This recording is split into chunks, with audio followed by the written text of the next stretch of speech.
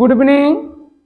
आजाद sir आप लोगों को टेबल ट्रिक त्रिकोणमिति का 60 ट्रिकों में बताएंगे कैसे याद करना है। ध्यान दें, ये 5 उंगलियों में ये जो छोटा है इसको 0 मान लिया हूँ, 0 है, इसको 1 माना हूँ, इसको 2, इसको 3, इसको 4। ध्यान दें 0, 1, 2, 3 और 4। अभी कितने संख्या हो गए? 4 संख्या है, ये 0 है। ध्यान दें 0 से स्टार्ट करते हैं। यहाँ पे 0 यहाँ पे लिख देंगे, यहाँ पे लिखेंगे कितना? 1, 2, 3 और 4। ध्यान दें यहाँ तक हो गया। 4 संख्या थी, 4 का डिवाइड कर दो। 4 संख्या थी, 4 के डिवाइड कर दो, 4 के डिवाइड कर दो। सभी में किसी को डाउट नहीं होना चाहिए। 4 के डिवाइड करने के बाद तुरंत इसमें करड़ी लगा देंगे। सभी में करड़ी लगा देंगे, किसी को डाउट नहीं होना चाहिए। सभी में करड़ी लगा लोगे कोई दिक्कत नहीं।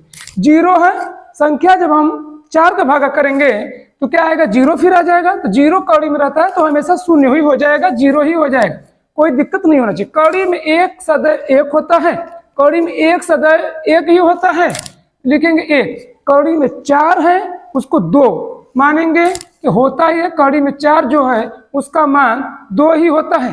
ध्यान दें कौड़ी में 2 बाहर नहीं हो पाएगा, कौड़ी में 2 लिखेंगे, कौड़ी में 4 का मान 2 लिखेंगे, लिख लेंगे। ध्यान ऐसे नहीं आ रहा है, ऐसे कठिन हो जाएगा तो आप क्या करेंगे? 2 1 कम 2, 2 दूना के 4 कर लेंगे तो हो जाएगा। कौड़ी में 1 का 1 और कौड़ी में 2 है तो कौड़ी में 2 लिख देंगे, कोई दिक्कत नहीं होना चाहिए। कौड़ी में 3 है, कौड़ी में 3 लिख देंगे। कौड़ी में 4 का मान क्या होता है? 2 होता है। फिर 4 से 4 काट देंगे, 1 आ जाएगा। कौड़ी में 1 का मान सदैव क्या होता है? 1 ही होता है। ध्यान दे क्या आया? साइन 0 अंश का मान 0, साइन 30 अंश का मान 1/2, साइन 45 अंश का मान 1 कौड़ी में 2, साइन 60 अंश का मान कौड़ी में 3/2, साइन 90 अंश का मान 1 हो गया, कोई दिक्कत नहीं है। अब क्या करेंगे? जो उधर का है इसको यहाँ से उठाकर हम साइन 0 अंश के यहाँ रख देंगे, यहाँ पर आ जाएगा।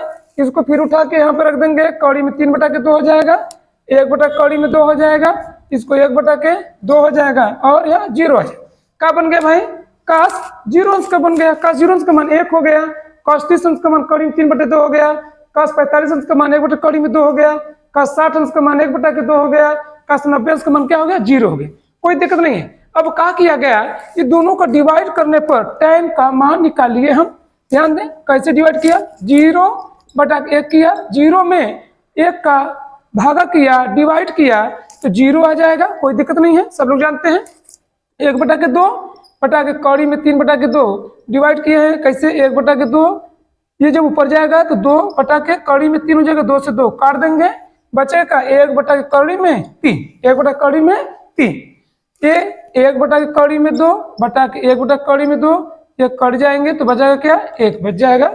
अब ध्यान दें कौड़ी में 3/2, 1/2, कौड़ी में 3/2 गुणे हो जाएगा, 2/1, 2 से 2 कट जाएंगे, बचा क्या? कौड़ी में 3/1 है, लिखे चाहे न लिखे कोई दिक्कत नहीं है। 1/0 है, इसका मान इन्फिनाइट होता है, इसे अपरिभाषित कहते हैं, अपरिभाषित कहते हैं।